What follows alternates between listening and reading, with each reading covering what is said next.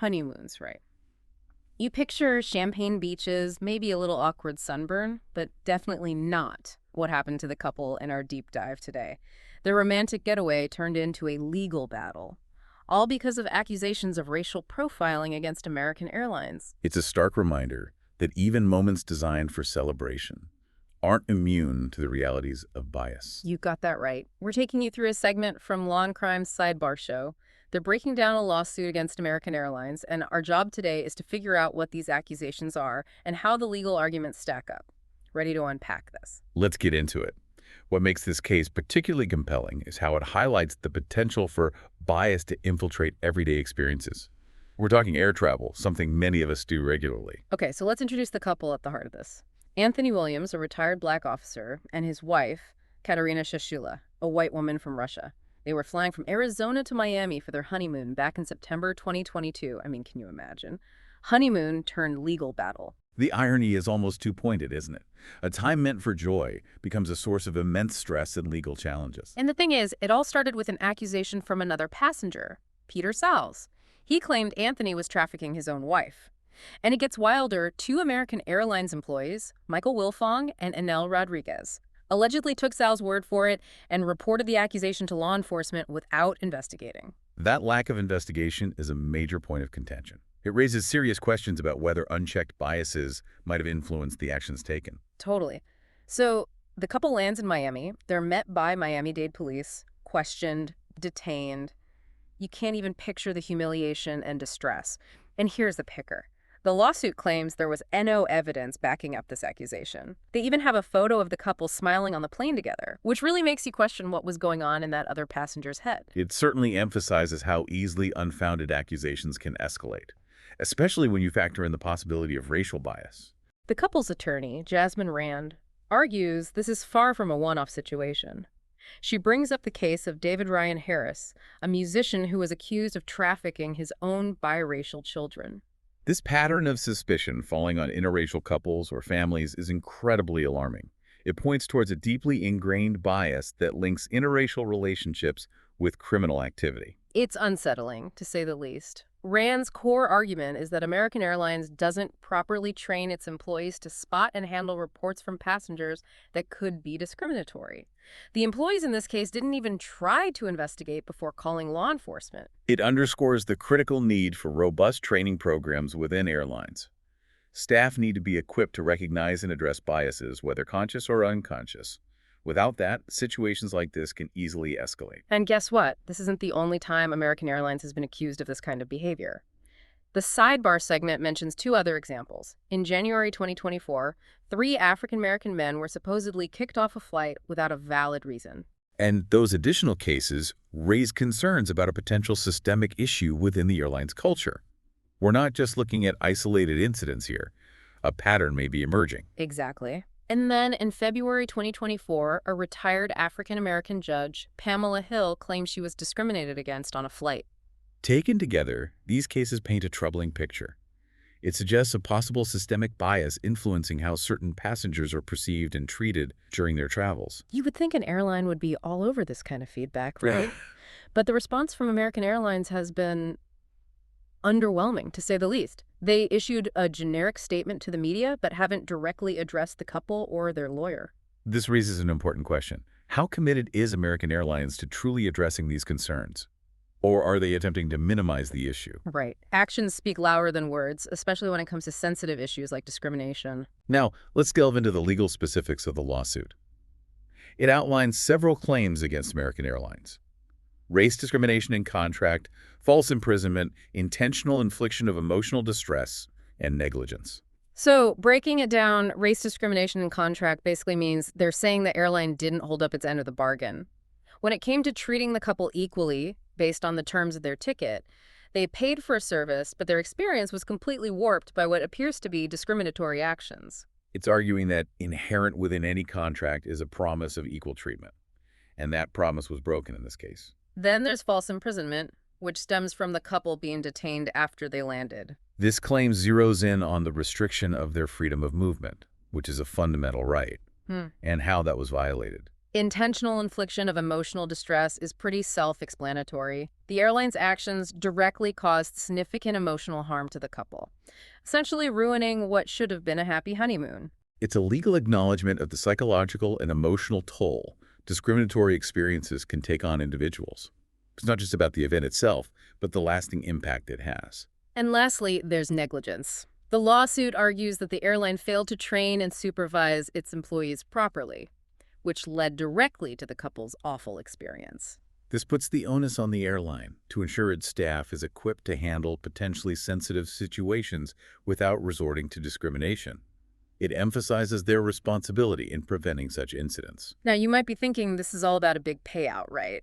But the lawsuit doesn't even specify a dollar amount for damages. It's more about holding American Airlines accountable and shining a light on racial profiling. It signals that the couple is prioritizing systemic change over individual compensation. They're aiming to expose a problem that extends far beyond their personal experience. They're basically saying, look, this isn't about the money. It's about making sure this doesn't happen to anyone else. It's about pushing for changes in policies and training so these kinds of incidents don't keep happening. That focus on preventative measures speaks volumes about their commitment to broader change. They're aiming to make air travel safer and more equitable for every passenger. It's not just about them, it's about everyone. And that's what we're going to explore further as we continue this deep dive. It's a powerful statement, and it goes beyond this specific incident. What this case really highlights is the uncomfortable truth about racial profiling and how deeply ingrained it is within our society. This wasn't just about a honeymoon gone wrong. It raises questions about how bias can creep into even the most mundane aspects of life. That's what's so unsettling, right? It's a reminder that racial profiling isn't confined to dramatic, high-stakes situations. It can show up anywhere, even on a seemingly ordinary plane ride. It's like this underlying tension that can surface when you least expect it. Exactly. And it challenges us to think critically about our own potential for bias.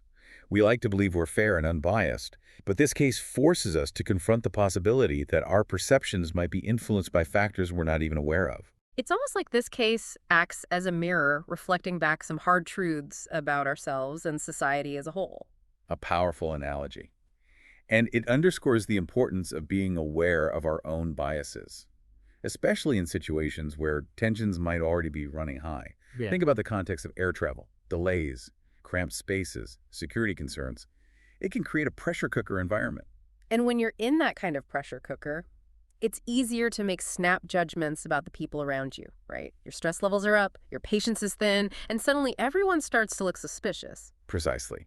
And unfortunately, as this case demonstrates, those snap judgments can have devastating consequences, especially when they're based on racial biases. It's like that saying, when you're a hammer, everything looks like a nail. But in this situation, the hammer is our unconscious bias, and the nail is anyone who happens to fit a certain profile in our minds. That's a brilliant way to put it. It really highlights the danger of allowing our biases to dictate our actions, especially in environments where tensions are already heightened. So, going back to that moment on the plane, it was another passenger, Peter Salz, who made that initial accusation.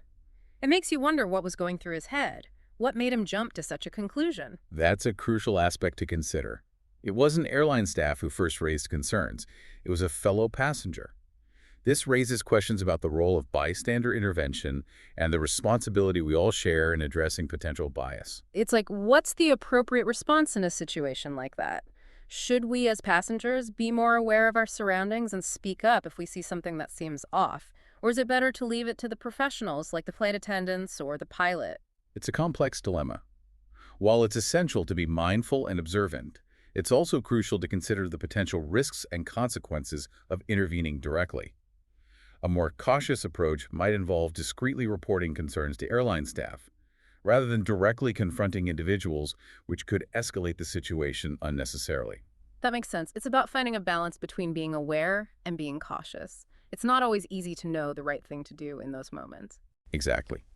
There's no one-size-fits-all answer, and each situation requires careful judgment. However, educating ourselves about the subtle ways in which bias can manifest and understanding the importance of respectful communication can equip us to navigate these challenging situations more effectively. So let's talk about American Airlines' response, or lack thereof. They issued a generic statement to the media but didn't engage with the couple or their lawyer directly. Feels pretty tone deaf, doesn't it? Like they're more concerned with protecting their image than addressing the real issue. Their response definitely raises questions about their commitment to tackling the root causes of these problems. A more proactive and empathetic approach, one that acknowledges the harm caused and demonstrates a willingness to learn from the situation, would have been much more effective in rebuilding trust and showing a genuine commitment to change. It is like words are cheap, right? What people really want to see is action. They want to see American Airlines taking concrete steps to address these issues, not just issuing empty statements. Absolutely. It's about moving beyond lip service and taking concrete actions that demonstrate a genuine commitment to creating a more inclusive and equitable environment for all passengers. And one thing that stood out to me in this case is that the lawsuit doesn't even mention a specific amount for damages.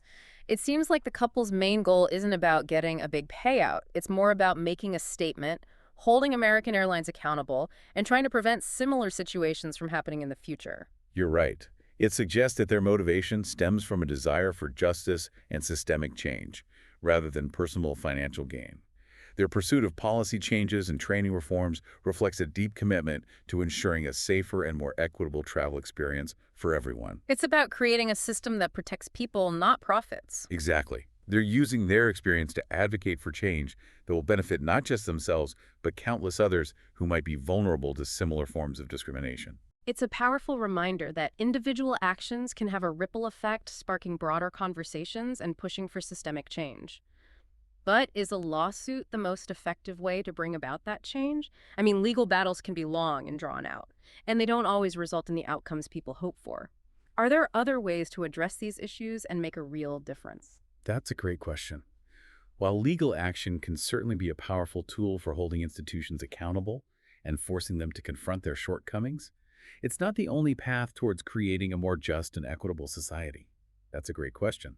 While legal action can certainly be a powerful tool for holding institutions accountable and forcing them to confront their shortcomings, it's not the only path toward creating a more just and equitable society.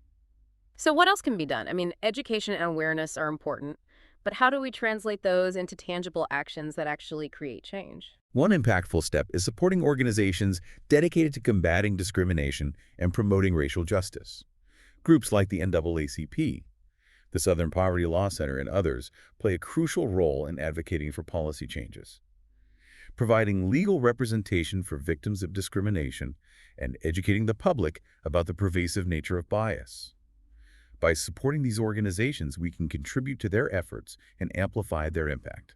That makes sense. It's about putting our money where our mouth is and supporting the people who are on the front lines of this fight. But what about on a more individual level?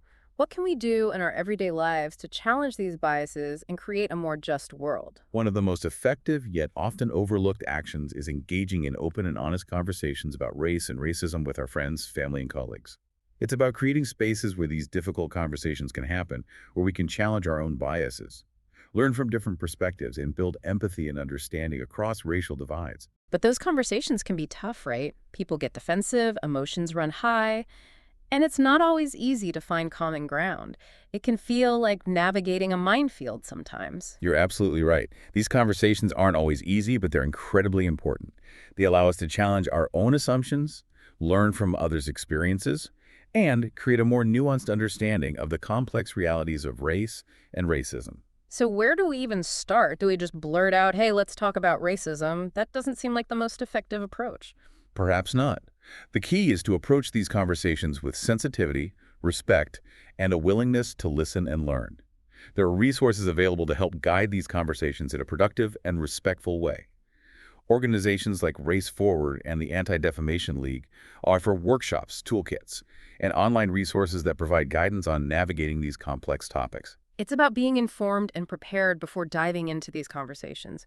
We need to know what we're talking about and be ready to engage in a thoughtful and respectful way. Exactly. It's also crucial to listen actively to truly hear and understand the experiences of others, even if those experiences differ from our own. That's such an important point. It's not about being right or wrong in these conversations. It's about understanding where different perspectives come from and being open to learning from each other. Precisely. And remember, these conversations are an ongoing process, not a one-time event.